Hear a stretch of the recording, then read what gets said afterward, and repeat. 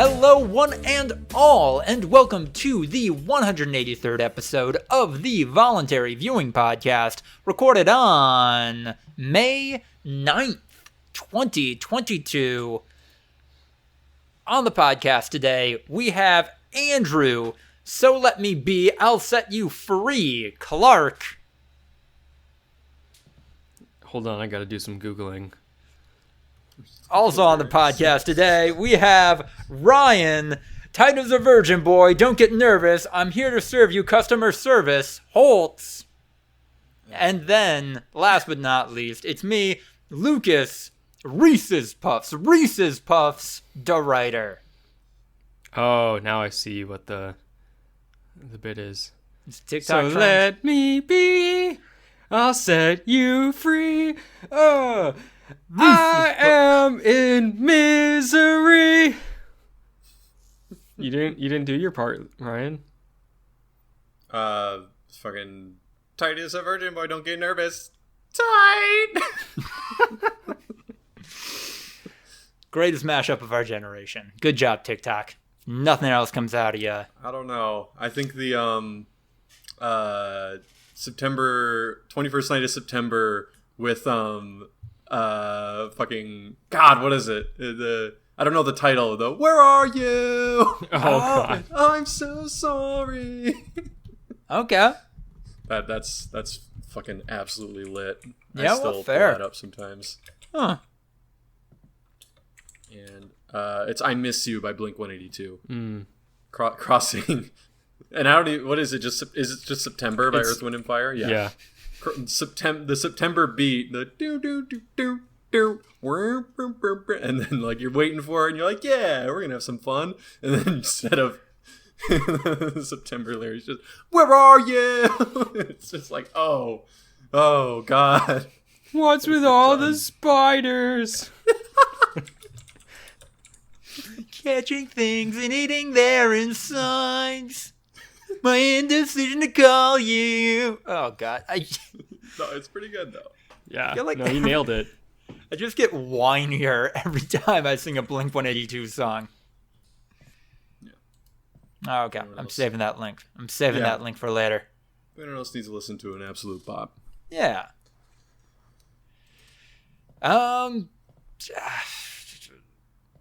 Yeah, I don't know.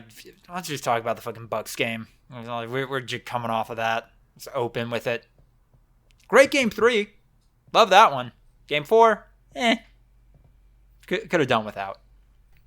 I don't know. 3 and 4 featured 35-year-old Alfred Horford playing the best basketball of his entire career. And he was a good player back in his day. Yeah. No, it's weird. This is Things are the odd. same. This is the same as Brett Favre randomly having his best season as a Minnesota Viking at the age of 40. It's just like, what? What? But why though? Yeah, why did this happen? I don't understand. Why can he not miss? I don't get it. Al Horford has been in plenty of situations in his career. It's not like he's right now set up to succeed in a way that he hasn't before. It's not like, oh, Al Horford finally got the help he needed because he's on a team with Jason Tatum and Marcus Smart. He's been with this group of the Celtics like 3 years ago. We beat them in the Eastern Conference semifinals. Yeah, Eastern Conference semis. We beat them in this series before we lost to the Raptors in the next round. Al Horford was on that team and played pretty well with Jason Tatum and Jaylen Brown and Marcus Smart. Like, it was the same team. And then he was 32. Yeah, and now he's just older and better. It doesn't make sense. And Coach Bud has decided that Javon Carter sucks now because George Hill's healthy. So I have to play him. Once again, a up-and-coming Bucks player that got really hot near the end of the season fucked Bud's wife. Yeah. And got benched. Oh. Bobby Portis has earned the right to cuck Coach Bud. So Coach Bud still plays him. But Javon Carter apparently has not. And You see Bobby literally- Portis? He earned that. yeah. He is a You local earned shit. hero. No one knows who you are, Javon. You shot a couple of threes. You You guarded Zach LaVine for a little bit. You played 28 minutes in an elimination game. No one's heard of you. Yeah. I don't know. Brand new series. Let's go. Yeah, we lost home court though. Mm-hmm. Yeah, that's now we got to beat them twice in Boston, or at least once in Boston. In Boston. Yeah. But we do have to take another road game. Let's be honest. We did it We're before. Gonna have to beat them twice in Boston. What? Why? We're gonna lose in Milwaukee? That's such a weird prediction. We I'm gonna just go ahead and lost say, in Milwaukee tonight. and we won the game before that. If we lose Game 6 in Milwaukee, we're losing the series. I'm gonna make that bold prediction. Like, we can lose this next game and totally be fine. But if we lose Game 6 in Milwaukee, even if we won Game 5, we're in trouble. We're in deep trouble. Elimination game in Boston. Like, nah, fam. It ain't gonna go our way. Coming off of a home loss when we could have iced the series. Yeah. We will see. Yeah. The Celtics' strategy was just, like, pretend that they got fucking stabbed in the face every time anyone brushes their head. Like, that was literally coached into them because Ime Udoka literally said it in his post-game interview. Yeah, Maybe we need to start coaching them harder. to flop more. Yeah. Every single Celtics player, if anyone brushed their face, act like they got fucking punched. And then Giannis gets legitimately punched by Al Horford. And not even a flagrant one, just a technical. Also, chill. Actually, hold on. Good for Al Horford, like, coming up late in his career. That's impressive. Yada, yada, yada. Also, fuck you from your post-game interview, just ignoring the question to be like, I'd like to thank God for giving me this terrific game today. Yeah, it's all him. Appreciate it. Get out of here with that bullshit. Yeah, it's not the fact that you have 3 other scorers that we're 10 times more worried about, so you're going to get all the best looks, and for some reason you just decided to go 12 for 15. That's not it at all. Fuck. God damn it. No. We're fine. Brand new series. The deeper this series goes, the more likely we get a Chris Middleton return. Like, that's, right? That's the one thing no one's talking about. They're like, oh, Robert Williams. Celtics are missing Robert Williams. I'm like, we're missing our second best player, who's an all-star. Like, this year. This is not the same. No one's fucking talking about it. Like, if this was another team, like they'd be talking about, like, oh shit, like do it? Once again, they're without Klay Thompson. Oh fuck, Ben Klay Simmons Thompson's not even that good. Yeah, they talk anymore. about Ben Simmons not playing every single. I mean, although that was a narrative, but because that was fun. But yeah, that was more memes. That was more shitting on them. It's like if Kyrie didn't play. Yeah, it's like if fucking Chris Paul didn't play. It's like the Mavericks don't even have a second All-Star. The Grizzlies don't even have a second All-Star. Like, this is a big fucking deal. It is a testament. And we're still holding it down. It is a testament to how good Giannis is that we're not talking more about how good Chris Middleton is and how much we're hurting for him being out. Yeah. Fuck. News of the week. What do we got in here? Anything? Oh yeah, starting out with a fun one. This is one of those news stories where, rather than interpret it or mess around with the title at all, I just copy-pasted the headline. Activision blames disappointing Call of Duty sales on World War II. I cannot wait for, like, the cropped boomer images of just, like, do kids even like World War II anymore? Like, if you remember World War II being cool. Like, if you remember Messerschmitt ME-262s. Yeah. No, not like a remember Tiger like you were tanks. there. It's just you're 40 years old and you were really into German tanks. Yeah, that's as a what's kid. Remembering it. Yeah. Like if you think that fucking Erwin Rommel did nothing wrong. Oh god. And is actually pretty cool when you think about it. To this day, I still see on, like, YouTube comments of, like, movie clips and then just, like, randomly inserted into things, like, talking about how awesome the German military was and, like, how great their machines were. Like, there's no fucking way that, like, anyone would be able to destroy one of these tanks. I'm like, man, they fucking lost. They did. Like, yeah. They did. They did Rather it a bunch. easily. Yeah. At the end of the day, it actually wasn't that hard after, like, all the allies joined the fight. If they were went 30 pretty quick. years into the future with their military technology, why'd they fucking lose? Yeah.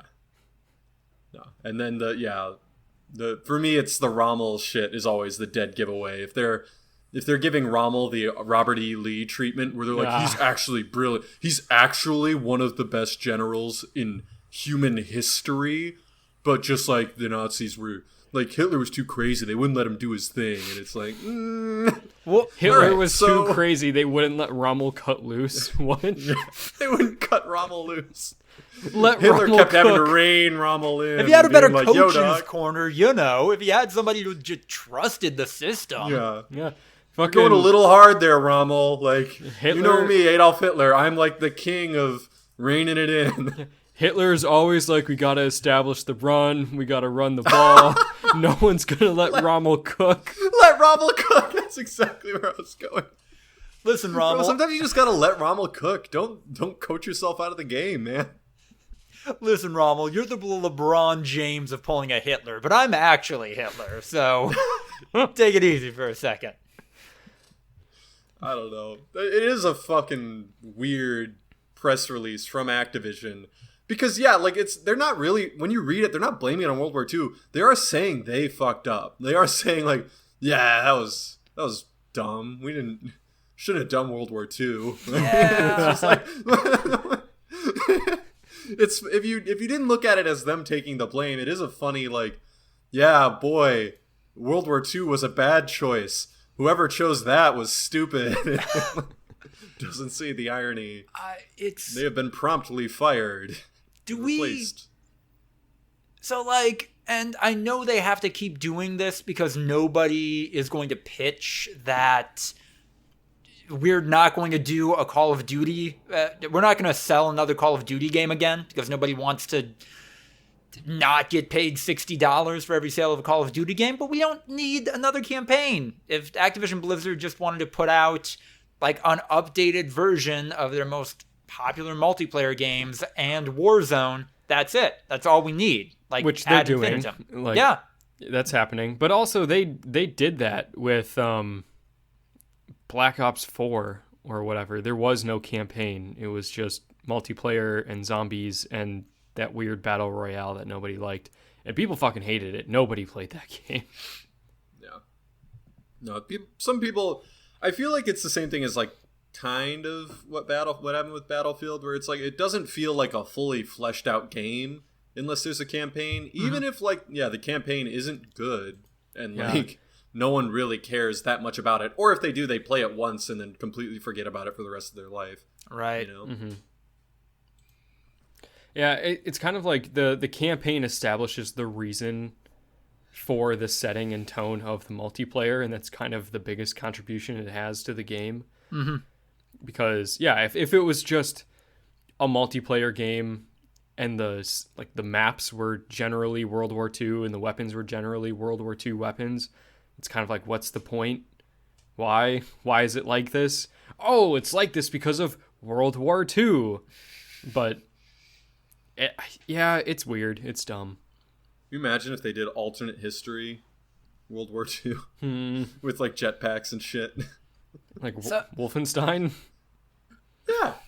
And the Nazis aren't that bad. And, Oh, no. What's the problem? Wolfenstein works because even though the Nazis won, they, like, go even more over the top with, like, how evil the Nazis are. They're like, I just love killing Nazis. I don't know much about Wolfenstein, but I don't think they made the Nazis that much worse than they were in real life, considering how bad the Nazis were. I don't mean over in the top of, like, made them do worse things. I mean the Nazis are over the top. There's, like, giant mechanical walking men with human brains. Listen, man, I'm not saying that BJ Blazkowicz isn't cock diesel, but the reason the Nazis lost in Wolfenstein is because they went with Mecha Hitler and not Mecha Rommel. Rommel. Dude, Mecha Rommel would have fucking. You just strap his head into a tank. Like you don't need anything else. That's your whole army. Mecha Rommel is just that weird Nazi scientist face guy from Captain America and the Winter Soldier. I picture Mecha Rommel as the behemoth from some of the maps in Battlefield 1, just the giant tank, like the big boy tank, and Rommel's head is like in an impenetrable bulletproof case He's on the Krang. front. Yeah. Put on a tank. Yeah. It'd be fucking lit. And he's just like shouting orders and like, casually endorsing the politics of the Nazi party, but like he wasn't a real Nazi, so he's pretty cool, man. Look, man, Rommel wasn't a Nazi. He just towed the line and went along with what the Nazis were doing so that he could lead an army and slaughter thousands. In the name of the Nazis. Yeah. Yeah, same thing with actually Robert E. pretty Lee. chill dude. Yeah, Robert E. Lee didn't actually have any slaves. He just Really fought to liked the the fucking idea. bone to keep the institution of slavery around. No, yeah, he was Pretty cool guy. he was kind of a lurker, didn't have any slaves, but really liked the idea. Robert E. Lee was a lurker. Robert E. Lee, kind of the Sigma male of generals. Robert E. Lee never made an account, bro. Like he was always just like reading about like the Confederacy. He didn't really engage, Just big into theory. Yeah. Well, thank God that's the dumbest, weirdest thing involving Activision-Blizzard from this past week. Yeah. Speaking of Activision-Blizzard, New York City is now suing them. The suit alleges general negligence and is being filed because the city invests in the company as a part of its public employee pension and retirement programs. Don't fuck with New York City pensions, man. No, any major is- shitty. It is kind of Yeah. weird. Like, look, they're right for doing this. I understand that, but it is kind of weird that you can sue someone because, hey man, I gave you money to invest and then you didn't do a very good job of it, so I'm gonna fucking kill you. Thank God. Yeah. At least there's some sort of check on all this Yeah. bullshit investment fraud. Like, It's just wild to think about. it's the only way you can get justice is fucking uniting. Like again, it's like it's that's why New York City pensions in particular is because the fucking scale of New York City is sometimes lost on people. Right. Like when we had all the protests back in June 2020, like people were starting to finally wake up to the fact that like the New York City Police Department is one of the largest standing armies in the world. Like the scale of New York City is so fucking massive that like when you're talking about New York City pensioners, you are talking about such a massive group of individuals that it's actually like very powerful. More powerful than most groups of individuals in the world. Powerful enough to take down Bobby Kotick? Time will tell. There's 36,000 cops in the New York City Police Department. Yeah. And they are active duty. Like Yeah. when you look at standing armies, that means active duty soldiers. And yeah, most countries don't have that many active duty soldiers because they're not currently at war. Like, Oh my god. If you type in New York City Police Department on Wikipedia, it says New York City Police Department, 468.484 square miles. They measured in square miles. It's a country. yeah, that's definitely bigger than some countries. Listen, man, the only way we can stop people from riding the subway for free in New York is to have more people posted up in subway stations than what ride them. Yeah, over 1-to-1. That way the two of you can beat the shit out of anyone who tries to hop the turnstiles. And One holds him listen, and the other just beats the ever-living shit out of him. you can say that the city is spending 5 times more policing this area than what they lose in revenue from toll jumpers. But it's the principle of the matter, really. Yeah. You gotta pay money to enforce your own morality against working class people who genuinely probably can't afford it in many cases. How dare this thing that's essentially a public utility be used by the public? Yeah. I think you should leave. Thinks Triples is best. Renewed for season 3. Triples is safe. That is important. I mean, listen. I want Triples of the Barracuda. You know? Why not? No. I just locked down Triples of the Barracuda, actually. And your dad will confirm that, because if that's a lie, then everything else that I said is also a lie, including that stuff about the ice cream. So he'll confirm that.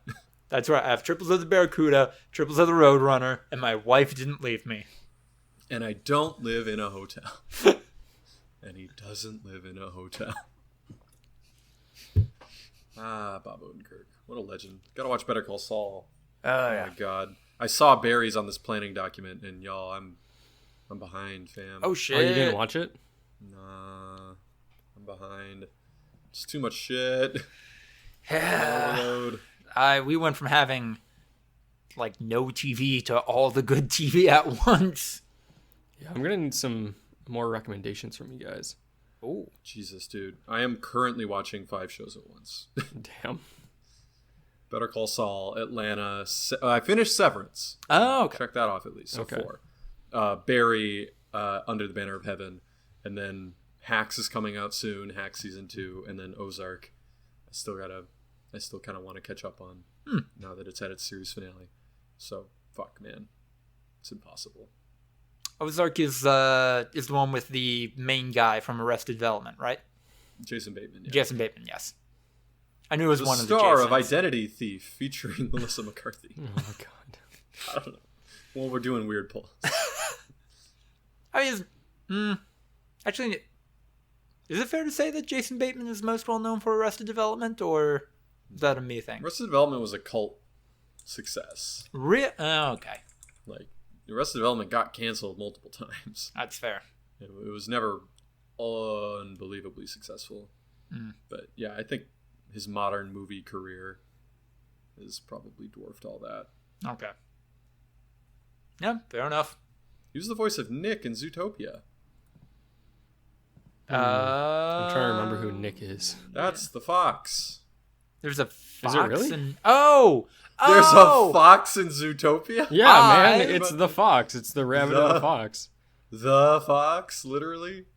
Okay, first off, great casting for that character. Also, a me thing I discovered, you said Zootopia, and I immediately pictured the movie and cast of Escape to Madagascar. Just Madagascar, you mean? Oh, yeah, just Madagascar I then. think Escape to Madagascar might have been one of the Sequel? sequels or Yeah. something. Okay, just the movie Madagascar then. Yeah, that's a very different movie. Yeah. Huh. I've Not never as seen dissimilar Zootopia. as you would think. There's both. Huh. Talking animals. They fucking... But there's no humans in Zootopia, are there? No. Well, Okay. Zootopia is a universe that exists entirely outside of humans evolving from primates. And all the animals are vegan, I'm pretty sure. Is that canon? Yeah. It's Are like all animals. Wait, vegan or vegetarian? at least vegetarian. I don't think there's any references to any other animal products. I can't imagine that they would be eating like eggs and milk and shit. I mean, if it's anything like BoJack Horseman. It's not. Oh, well, I don't know how to explain to you how dissimilar BoJack Horseman and Zootopia are. It seems like okay. So Zootopia fans are asking. I think the director officially answered canonically what the animals eat. The predators eat fish, plant, and insect protein. So Wait, fish fish? are not Ooh. intelligent in this Oh world. man. okay. So they're all pescatarians. Okay. All right. Although insects, can pescatarians eat insects? I mean, I feel if like probably. Yeah. if pescatarians can eat fish, Right, if you're pescatarians willing can to eat eat a bugs. fish. A fish is a lot more advanced than a bug, right? Yeah. But yeah, the protagonist does eat only vegetables, but that's like a personal choice. Ah. So insects still live, and they're still dumb. Okay. There you go. Weak shit after I watched 2 seasons of Beastars. That just has people devouring each other in a pseudo-sexual fashion. How can anyone be moral if they eat another conscious human being, or not human, conscious being alive? Just throwing that out there. Because we're instinctually compelled to. Yeah. Uh-huh. People are instinctually compelled to do a lot of things. Yeah. We have They would be control. bad people if they did something. Yeah. Yeah. No, we talked about, the whole idea of the id and the ego and all that shit. I think killing another person for anything other than like immediate self-defense of you or like a loved one is basically automatically disqualifying of being a good person, let alone killing them in a horrendous way, Eating them alive, or slowly consumed alive, suffering for minutes potentially before they finally succumb. No, it's okay. I used a compressed air gun to blow their brains out first. That would be marginally better. No, like, it's yeah. bad to kill someone, but in particular, eating them alive is much worse. Like, Counterpoint. What if you threatened to kill a man, his son, and his grandson if he didn't let you help get his acting career up and going again? Would that be morally I would compromised? struggle with following that plot and hope that they corrected course, because I'm losing interest in the main character as someone who I want to be redeemed. You're right. You're a bad episode 3, person. The main character is a bad person. Could they do something interesting with that? Maybe. Yeah, but Oh my the god. whole redemption is going to be difficult. There's this whole argument, that's been going on for a long time. Like you can have a character that's a good person that does bad things, or you can make your main character do bad things. Barry is not a good person who does bad things. Barry just does bad things. Oh my god, Barry. You are so evil. You're like the most evil guy I know. Do I not tell you that enough? No, Hank hitting the fucking mark before anyone knew. We all kind of knew. When he killed, what's her name? Like, it was kind of like, so he's not better. Even before that, when he killed his fellow Marine. His buddy was not nearly as innocent as the cop was, though. Like, oh yeah, his I'll buddy say was that much. kind of scummy. Yeah. His buddy was in the game, quote unquote. Like the minute he inserted himself into all that, it was like, yeah, his buddy's along for the ride, and then got cold feet. Like, I don't think he had any idea what the fuck was going on. Like, I think he did, didn't he? I might be misremembering it. I think he knew. thought they were just gonna go like fuck someone up. Yeah. That's in the game, man. I guess. You're gonna be hired muscle. You're gonna take money to mess someone up. That's a cop, literally, and not even a cop, a detective, just like doing her job. Yeah, and finding out, this guy's a horrendous murderer. Yeah, like kills a lot of serial people. killer, basically. Yeah, that's gonna be, for me, that was the absolute breaking point where it was like, I don't know if I necessarily want this guy to be redeemed. And then through season 2, it became more and more complicated. And then, for where I am in season 3, because I haven't seen episode 3 yet, I was like, we won't talk about it. We won't talk about it. No. Yeah. Although Barry does provide a pretty solid pivot into the meme I posted in the meme corner. Name someone that went through more pain than her being Scarlet Witch. I've actually seen that for a long time. That's not just because of the new Doctor Strange movie. People have been posting that for a long time, since like I think even before Avengers Endgame. They're just like, she's gone through so much, and then just everything that she's in, she's gone through so much. And it's like, yeah, this is a character who was made to suffer, and it's kind of stupid. Mid struggles. Yeah. Her boyfriend in terms died. of fictional characters, like she's had a couple of people close to her die, and that's not anything. We're talking fiction here. Like, there's been some fucked up people that have been through insane stuff. she had to give up her imaginary kids because they could only exist if In the prison she built. Yeah, where she was mind controlling hundreds of people and torturing them. It's bad for her. She's been through a lot, man. Yeah. Gaslight, gatekeep, girl boss.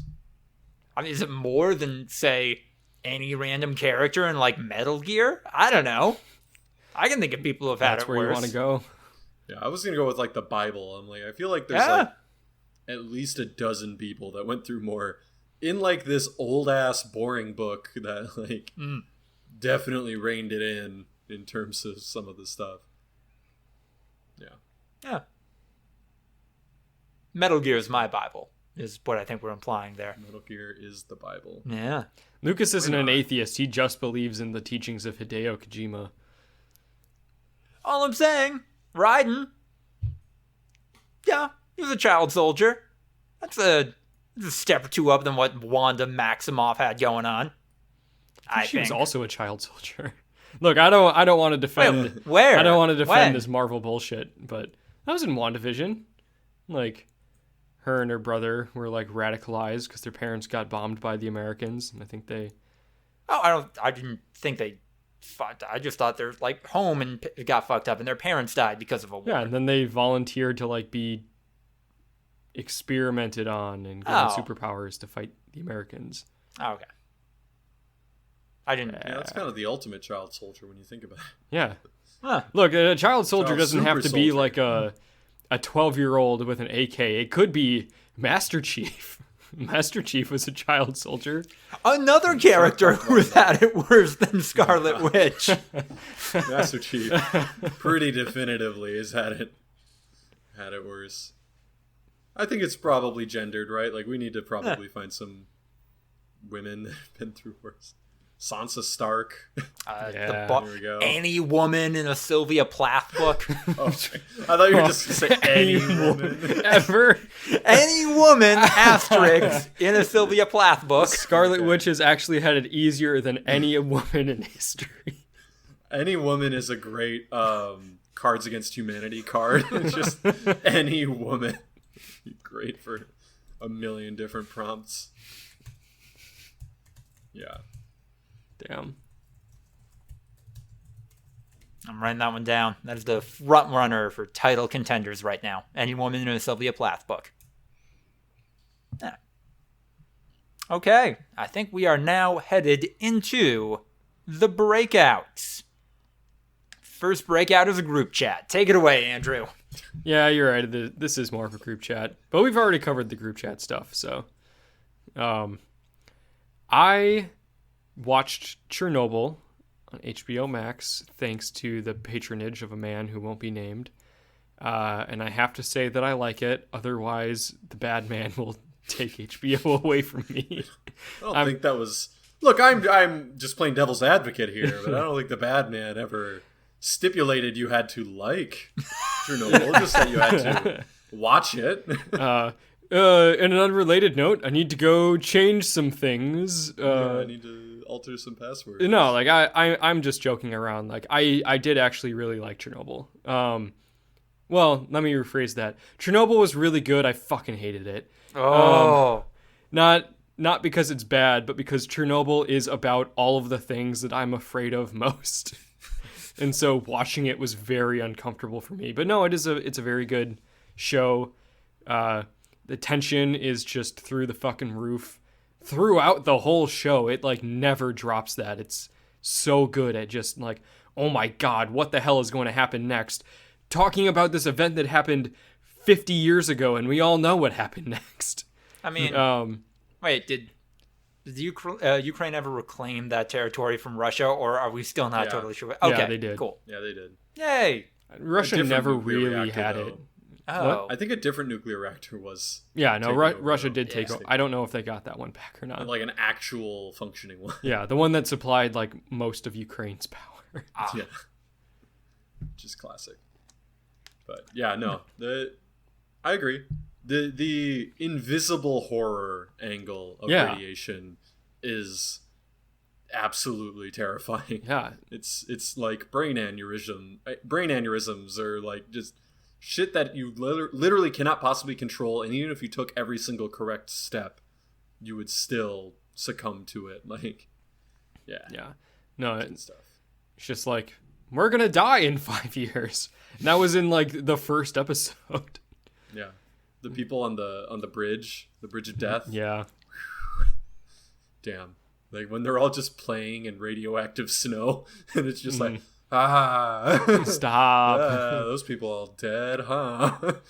Interesting. Like it's rare that you have such like a, I don't know, it's abject horror watching all of these people who don't know that they are already as good as dead. Like there are some like conventionally shot scary scenes like in the show where the divers going into the basement. And their lights are going dead, and it's the scariest thing I've ever fucking seen in my life. But yeah, just the slow motion shots of the wind blowing through the trees. Like there's not like a green cloud going through, it's just wind, and it's horrifying. A woman giving another woman iodine pills who lives hundreds of miles away. Yeah, she's like, you need to get the fuck out of here. Yeah. Like, yeah, it's... Whew. Yeah. I did have a couple issues with the show. I don't want it to really take away from the fact that I did really like the show, and I watched it quicker than I watched most shows. And I know this is like your favorite show ever, Ryan. That was my favorite. I think it might be the best. Okay. I think it's up there with like a Band of Brothers or like other shows that are Breaking Bad that I genuinely think might be the best TV show ever made. Okay. So like I didn't really feel like many of the characters felt very fleshed out. Like I really understood who they were. Maybe Sherbina is like the only character in the show. Sherbina for me. Yeah. Like, cool. That he's like the only guy that I felt like I really got a grasp on. And I mean, also the performances throughout were fantastic. I'm not gonna say anything about that, but like Sherbina's character was just by and large my favorite. But I'm such a Jared Harris fanboy. Like Legasov was just like, I'm fully in. Like ever since I think the Sherlock Holmes movie, where I was just like, oh man, fucking love this dude. Like he's just oozing like this weird charisma. Like, wait, who was he in Sherlock Holmes? Moriarty, the bad guy. Oh yeah, okay, that's a good version of Moriarty. Fair. Yeah, they don't look at all similar in between those two shows. I had no idea it was the same guy. Yeah. They did a pretty good job making him look like the actual Professor Legasov. But like there were points in the show where it's like it's an investigation about how did this happen, and then they drop it for like 3 full episodes and don't bring it up, and then all of a sudden the last episode is like, we've cracked the case. Here, I'm going to put together all the parts of the mystery that we haven't really been talking about. Because I never really, like, for most of the show, it didn't feel like it was an investigation into what happened. It didn't feel like what the show was about to me.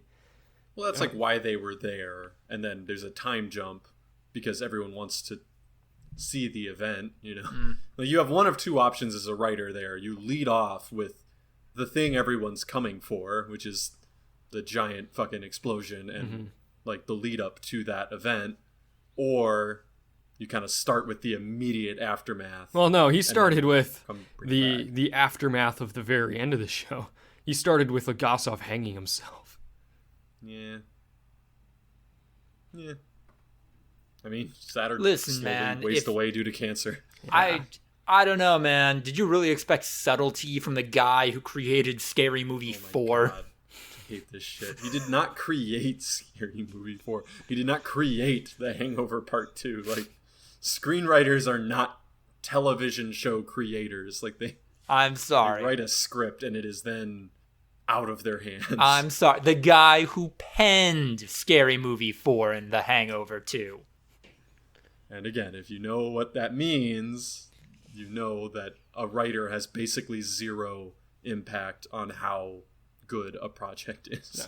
And I'm only saying all these things because most of the conversation about Chernobyl up to this point has just been Ryan being the only person that's talked about it, saying all the positive things about it, which I also agree. So I thought I would do that just to have some actual conversation about it. But yeah, I recommend watching it unless you want to be happy for the weekend. Oh. In which case, don't, because it made me very sad and afraid and anxious. I mean, I think the main thing that Craig Mazin's trying to get across, and there is a companion podcast that is unbelievable. Like he really does enlighten he's a professional podcaster. Like his podcast is genuinely one of the best podcasts out there for writing. So when he does a podcast, it's not just some normal show creator podcast where they're like, yeah, I don't know, for this week's episode, it is like, no, I have produced a full length, like gorgeous podcast that actually like elucidates every key point of the show and like what went into making every single decision as I went along. Like it is really good. But yeah, basically Craig Mazin's vision was always that the villain of the story is not like nuclear fallout. It's not that nuclear energy is bad. Mm-hmm. It's that like the Soviet Union's policy was bad. Like that was the actual villain that caused this all. Because you look at a bunch of other examples, and granted, they weren't quite as catastrophic as the initial outburst of Chernobyl, but like you look at 3 Mile Island and you look at Fukushima and you look at other like high profile meltdowns, and they're not mass casualty events. Like they're very small in scope, and it's because those governments were a lot more transparent about what the fuck was going on and actually cared more about which is their people. They didn't see their people as human capital necessarily. Especially as the subject of nuclear energy becomes increasingly divisive between the new and old left. That is definitely a more progressive stance he took in this narrative. Yeah. I mean, look, nuclear energy is also probably not perfect with advances to wind and solar. Like, at the end of the day, nuclear energy, you have to store radioactive waste, and there's not really an effective way to do that right now. So, yeah, wind and solar are actual renewable, clean energy, and nuclear's just a less dirty energy. I mean, significantly less dirty, but less dirty nonetheless. And yeah, I think they went to that. But like, I don't know, the Liquidators episode, like, holy shit. When you get put into the first person perspective of someone in a lead suit, just a human bulldozer machine, it's so fucking terrifying. Yeah, no, that all like I want to say that scene, 1, terrifying, 2, beautiful. Yeah. Like the whole show is shot fantastically, and it's haunting how beautiful it is. It's hard to call a show beautiful when its entire setting is just gray, drab, boring, shitty concrete buildings, and it's like that on purpose. But it is really fun to look at. It's beautiful in its unremarkableness, like in the fact that if it didn't have the context of the fact that the air around you is deadly poison, like it wouldn't be spectacular in any way. It would be just a dude shoveling concrete bricks off a roof. Like it wouldn't be spectacular. But you know the stakes, and you know that if they stay out there for even 30 seconds longer than their allotted radiation dose, there's a very good chance that they get cancer and die within a decade. Like, it's fucking awful. And yeah, like, send in the robot. It's too much for the robot. All right, send in the human being. Yeah. It's like, it's all. And that was real. The good guy who said that. Like, we can't use robots. We have to use people. It's too dangerous for the robots. It's literally all. It's all true. It's all real. Real shit that happens. I liked how in the last scene with the liquidators, the general is just like, congratulations, you are the last like 3,200 men.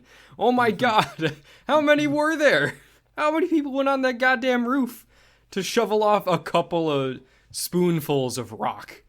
Yeah, each person would be lucky to get a rock. Yep. Yeah. I wish they would have gone into the elephant foot, just because that's like one of my like favorite images of all time. I kind of feel like they ran out of time a little bit, because they It's short. Yeah, like they had all the stuff with the miners, and then all of a sudden it was just, well, the mining's done. They got the concrete barrier in place. I'm like, oh, but that's what I wanted to see. I wanted to see the nuclear lava, and then all the people that were stupid enough to go in there and take a photo of it. I think it was discovered like well after the fact. I don't know exactly where it was in the timeline of events, but I do think that the elephant's foot was discovered very late. The photo on Wikipedia is dated 1996. 96? Yes. Oh. So that's significantly later. Yeah. Ugh. But no, weird image. Weird image that is a super deadly thing. That is maybe unassuming, but also bad vibes. Bad vibes coming from it. No, evil fucking vibes. Yeah. Like, and after the initial picture, I know they started just taking it via mirrors, like a set of complex mirrors, so no one actually had to get close to it. But yeah, it's actually a cursed photo. Like the distortion. There's the lightning coming out of a guy's body. Yeah. Yeah. Ugh.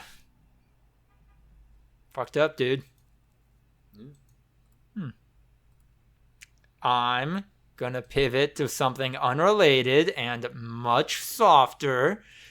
YouTuber John Walsh, handle Super Eye Patch Wolf, put out a video titled The State of Shonen Jump 2022, and I needed it. I needed a 50-minute video where very nice seeming Irishman talks about media I care about, to talk shop a little bit about media I care about for 50 uninterrupted minutes. It was nice. Also, nobody has any fucking idea what's going to happen to Shonen Jump over the course of the next couple of years, because all of the series, not all of them, half of the series that are making them the most money are over. And that's just going to be less and less money that they get from them as time moves on. And I imagine the people running the show are scrambling a little bit. Hopefully we get some good stuff out of that process. Hopefully we get some weird stuff out of that process. Yeah. Ryan, do we have enough? Is 6 minutes long enough for you to talk about the many things you've been checking out, or should we jump into the other call? Yeah, I think I really only want to talk about Severance. Okay. Severance is really good. Might be show of the year, honestly. Everyone should watch it. Apple TV is really cheap and also has a free trial for a week, and you could definitely get done with Severance in a week if you wanted to. Slow burn. It's a slow burn of a show, but Jesus Christ, the finale of that show might be some of the most action-packed television drama I've ever seen. And season 2 looks really fucking promising. They stick the landing hard, like harder than any other mystery show that I've seen in my entire life. Like in mystery shows generally, you're expecting like, oh, at the end of the season, they'll kind of tease you and you'll get close to figuring out more about what's going on, and you'll get close to like a lot of plot progression.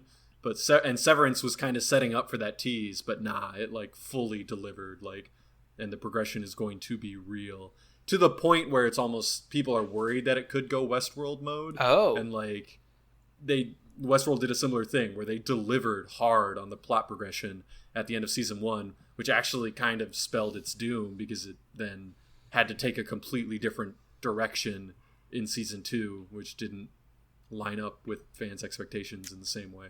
So, but I think it's like they have earned nothing but goodwill on my end. So I have seen and read very little about Severance. This is the show where it's about an office place that has a great work-life balance because they don't remember their lives when they're at work. Is that correct? Yeah, they are severed to where they have a work self who, when they clock in, becomes their work self with no outside memories, and then when they clock out, they become their outside self. They call them outies and innies. and their outside self has no memories of what happened while they were working. So, And perfect work-life balance. and that's a bad thing? Nah. If you think it's a good thing, then I think you should watch the show going in with that fair. expectation. This sounds That might like actually be an interesting angle to come in to. it sounds like some premium sci-fi bullshit if I've ever heard it. I can't think of a single way that could go wrong in capitalism. Do they have a commute? Do they remember the commute? It's when they're they get into the building, and this is all in the opening montage. Okay. They get into the building with their outside ID. They check in with the security guard, put away all their outside belongings, take their inside belongings, ride an elevator, and on the elevator ride to their floor, that's when they cross over. Ah, okay. So yeah, all the driving, everything like that, they remember. Huh. Honestly, I was not expecting an actual answer to my kind of obtuse question. I'm glad they get into it.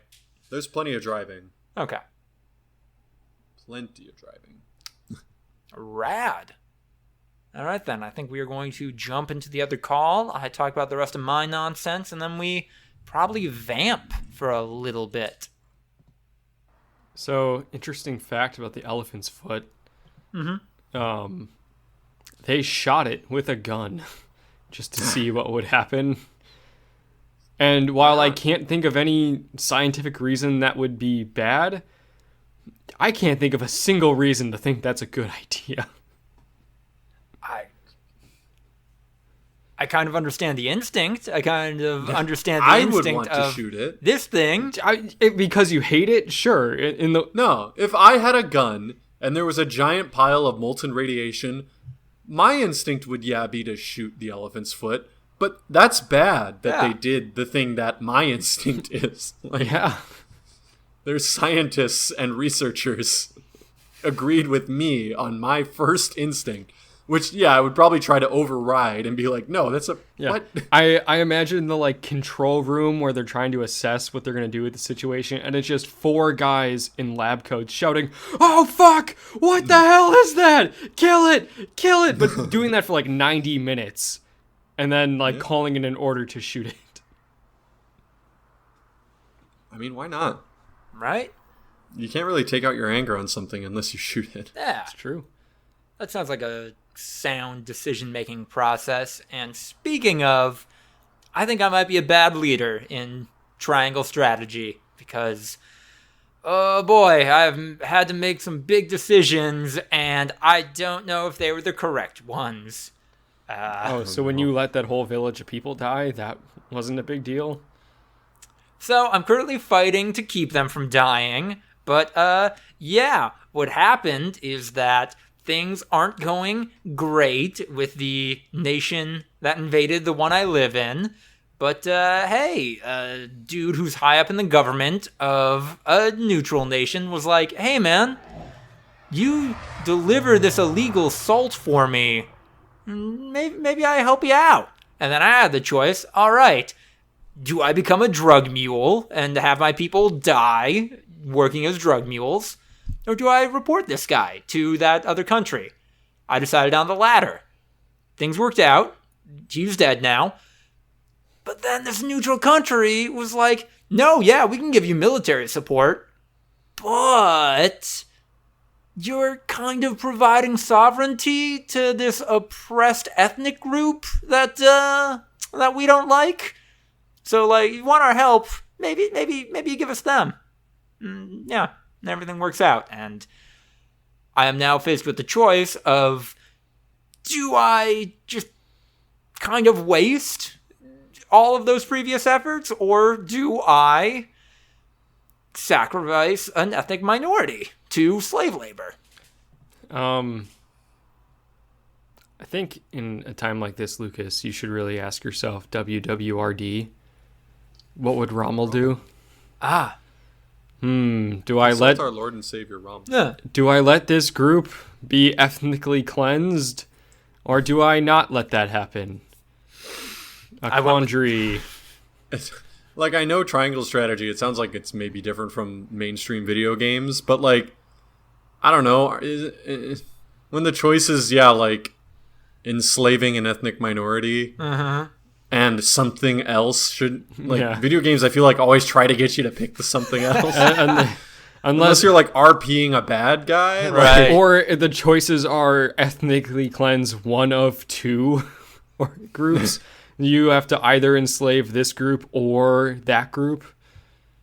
Yeah, I feel like it should always be the thing that isn't committing genocide. But that's just me. That's fair. Right. That's coming from my video games let white you be the good privileged guy. position. Yeah. Well, it reminds me of, like, GTA 5, where, like, it's like, kill Trevor or kill Michael. Or don't kill either of them, because why the fuck would you kill either of them? Like, and it's like, yeah, I get the vibe. I know what you're going for, game. Like, I think that was made the canon ending in the Snoop Dogg DLC of all things. And the Dr. Dre DLC. Dr. Dre DLC. I'm sorry.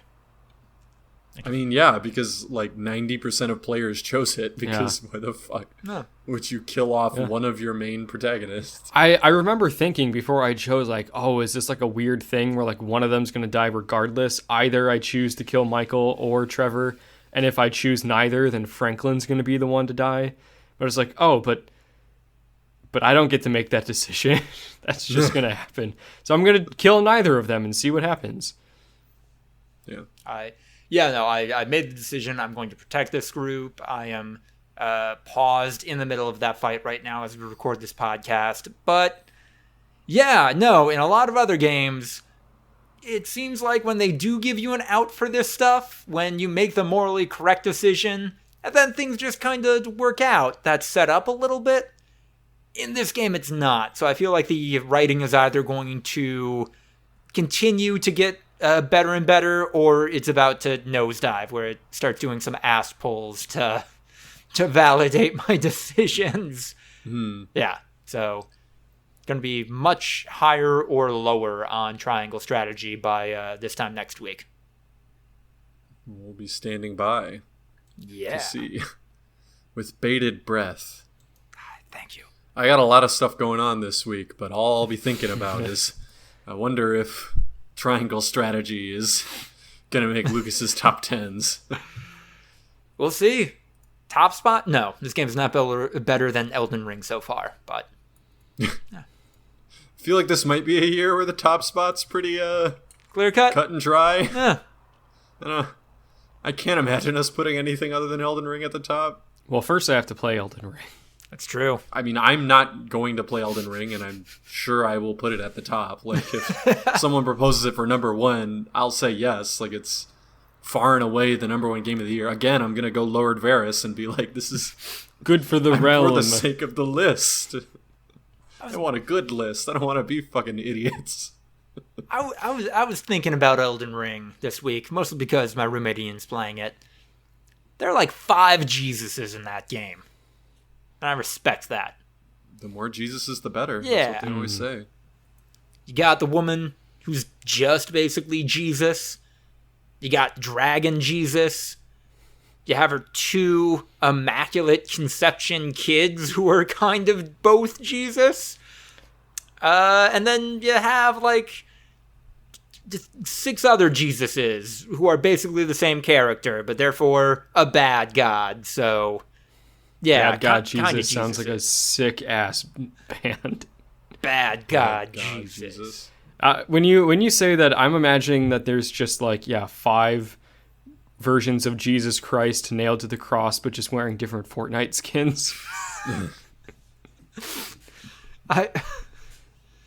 One's a dragon, one's a lady, one is 2 people.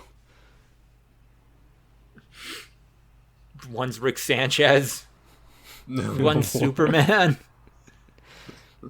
One is Naruto. One's John Wick. One is and another one is also John Wick, but slightly different. But different John Wick. One's the thick girl. I don't remember her name. From Street Fighter. Chun-Li. Chun-Li. Yeah, Chun-Li. Yeah. I don't know. From the Romans' perspective, Jesus was evil. It's over, Jesus. I have the high ground. In theory, Jesus was a bit of a rabble-rouser, huh? A little bit. Like, historical Jesus was a bit of a scamp, you know? You know? Like, he stuck his nose in places that it probably didn't belong and kind of got what he paid for, like... All I'm saying is that Jesus was out here saying stuff like, hey, maybe these Roman guards policing our community should receive less funds and they should instead go to community spaces like the church. And that's just my opinion. The followers of Jesus Christ would hate this comparison, which is why I'm going to do it. Yeah.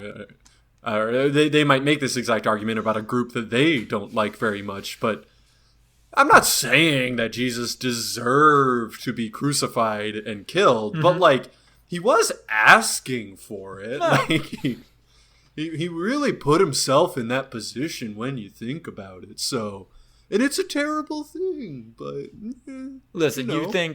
you think a guy who was hanging out with this many prostitutes wasn't up to some sketchy stuff? A prostitute. It's just Donald Trump saying, I like prophets who aren't crucified. But legit, like, that is the same thing as saying, yeah, I like war heroes that didn't get captured. Like, that is the same thing. I like deities that didn't get crucified and murdered. I'm sorry, now that I think about that Donald Trump sentence for more time than he ever did, isn't being captured kind of a prerequisite for being a war hero? No, you can just kill a bunch of people. Yeah, you can just like, go ape shit, go sicko mode on the enemy. I remember the first ever videotaped Medal of Honor was that it was some dude just literally going fucking bonkers on a bunch of Taliban. Like they just had a like fucking drone looking at heat signatures of this one soldier who was like pinned down and then just decided to go on a rampage and like work his way up a hill, killing like 40 Taliban soldiers as he went. And I think eventually he got shot so much that he succumbed to his injuries, but he never got captured or anything. And he made like a final stand where he killed like a dozen more, and like it was basically that. Yeah, like they were just like, this is the first Medal of Honor ever caught on film, and it's just this guy, a heat signature, making other heat signatures fall over for like 5 minutes straight. And it's like, holy shit, this guy really went for it. Like I get that this is like glorification porn, but also like, holy shit, like this is an action movie come to real life. God, this is like the LeBron James of God. murders right here. He's like the Adolf Hitler of killing Taliban. If the Taliban were Jews, call him Adolf Hitler. Jesus Christ. Went in and absolutely exterminated. Stop. I shouldn't have said it in the first place. This is actually a great segue into a question that's, from listening to other podcasts, has been rambling around in my head for the past week. How old were you guys when you saw your first beheading video? I haven't still seen have one. not seen a Yeah, beheading. no. Really? Yeah, no. I've seen some really fucked up shit on the internet, and I am very desensitized to a lot of things. Never seen a beheading video. Yeah. Like every time it like it even started to hint at that, like that like snuff film shakiness and like someone in chains or something. I was like, nah, I'm out. I'm that's just a bridge too far, man. I'm definitely not as bad as Ryan. I've had the wherewithal most of my life to be like, when I see things that are like Reddit 50-50, like this is either a puppy or someone being shot 40 times, I'm gonna not click on it. Because I have no reason to do that to myself. I have accidentally seen a lot of fucked up things. I've seen, just being on Twitter, I've seen a lot of cops kill people in America. I've seen people executed in Ukraine accidentally, things I never wanted to see. But yeah, no, I've never seen a beheading video. There's a brief period in my life where I created a multi-Reddit, which is like combining multiple subreddits because I really like the no yes subreddit because it was like kind of cool how it would be like, oh no, everything's about to go really wrong, and then it would be fine in the end. But it does get boring after a while. So someone made a subreddit called the like no subreddit where things do end up going wrong. And so then when you put those together, you create a de facto 50-50 where you genuinely don't know, is everything going to work out in the end, or is it going to end exactly as you expect it to? And that definitely led to some people dying and being sad. But nothing too graphic. Like they definitely moderated the no subreddit to be not quite as like taking delight in it as much. But how old were you, Lucas? I was 17. I remember explicitly a good age. That that's not that bad. No, I will say. No, it's Is it bad that that's my first reaction? You're like mostly 17? formed at that point. Yeah, like you're right. Yeah.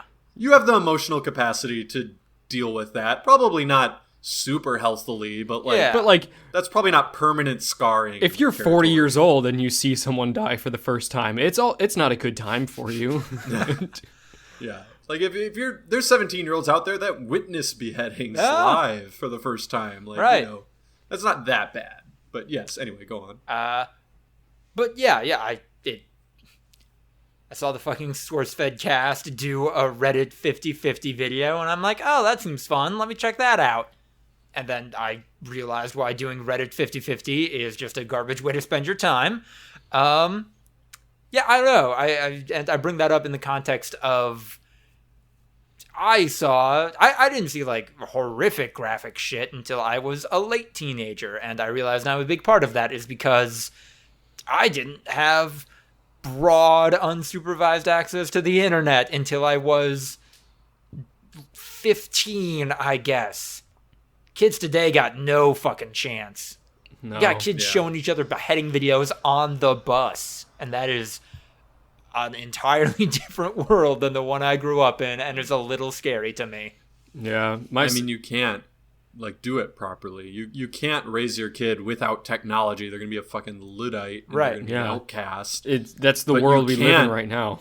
Yeah, like where we are, where that technology is right now is not much of a choice. Like they're both rough. My sister is a 5th grade teacher, and I'm not going to say in what district, but I was talking to her recently, and she was kind of just like, she's been having enough lately of like a lot of the restrictions they're putting on teachers with what they can and can't talk about, and like having administrators come in and literally tear pages out of their textbook. She's like, that's bad enough, but like I got like a dozen kids that are just threatening to kill each other on the regular. That's just how they talk to each other. What the hell do I do about that? Rip that page out of a textbook. Yeah. I don't know. It's the boomers who still don't know that the kids are not all right. Versus, like the more millennials that are like, oh, this is a serious thing. And y'all are worried about, like, there's a diagram of a penis on this page. And it's like, bro, they've been watching hardcore porn for 5 years by the time they're in middle school. My 9th grader's science teacher talked about his husband. And like, bro, your 9th grader has seen trains run on women just over and over and over again. Yeah. Your 9th grader has seen more gay porn than you ever will. Yeah. Your 9th grader isn't even gay. They watch gay porn because it's funny. Your 9th grader has seen more penises than any gay man born before the 1900s. Like, that's a fact. You're going to have to get used to this. Is it great that they're using porn as their frame of reference to figure out their sexuality? No. But at the very least, they're figuring that out, you know? They put the time in. They're like, not for me. No, thank you. Respect. I'm just saying in straight porn. Yeah, that's true. The amount of penises in straight porn is pretty out of control. Like, when you think about it. Any gay man would have seen tops, what, 40, 50 penises in their lifetime before? If they could get it. Yeah, that's what I'm saying. Yeah. Tops. A popular gay man is probably going to see 40 to 50 penises in real life back in the day. Yeah. Yeah, nah. Can't even count. Hundreds, Today's thousands. Probably thousands. Immeasurable peni. Genuinely probably thousands, right? So there you go. Good luck, parents. Yeah, fuck that shit. Don't let your kids on Roblox, man. Don't let your kids on Roblox. This is a weird line to draw. I'm with Lucas on this one, actually. Why is Roblox any worse than anything? No, it's not worse. It's just it's you see it and you think it is a kid's game, but it's a kid's game where literally anything can make it on there. I know. Yeah, like the Same with Kardashian YouTube. sex tape Same is on with- Roblox. Same with anything. Like I that's the internet. That's where we live right now, man. You can't not let your kids on Roblox unless you're gonna be a Luddite. Unless you're gonna say no technology for you. I'm sorry. Ryan. Yes, I agree with you in that. That's not why I don't think parents should let their kids on Roblox. It's just a bad game. It's just a bad platform. But raise your kids with culture. Yeah, with triangle strategy. Yeah. Play some Minecraft, Right? for goodness sake. Yeah. Then you can log on to random servers and have middle-aged men groom you and weird pixel art of just full res pornography.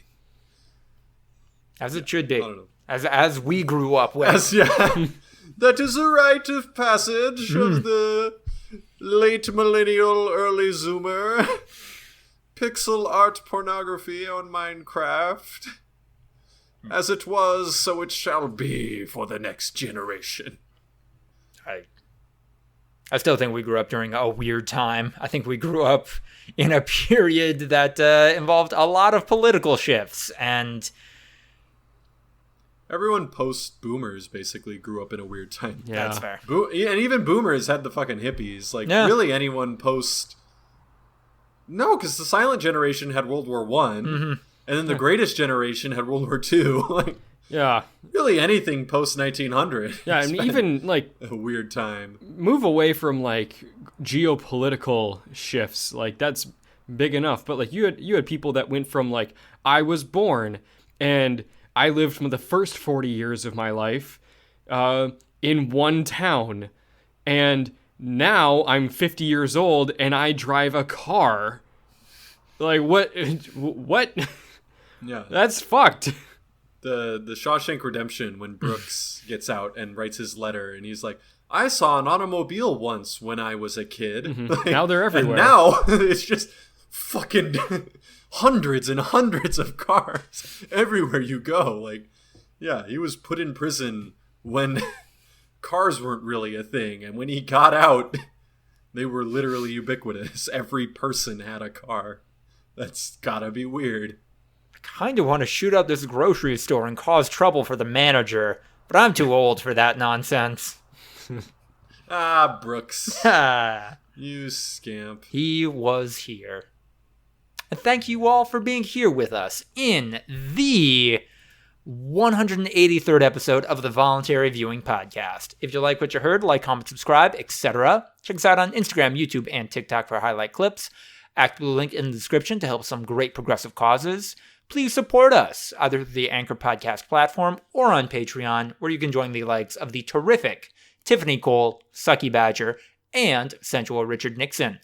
Send us your questions and business opportunities, voluntaryviewing@gmail.com. Follow us on Twitter for updates at V2_podcast, and follow me at Lucas the Writer on Twitter to keep up with all of my writing. Go Bucks, and have a great week, everyone.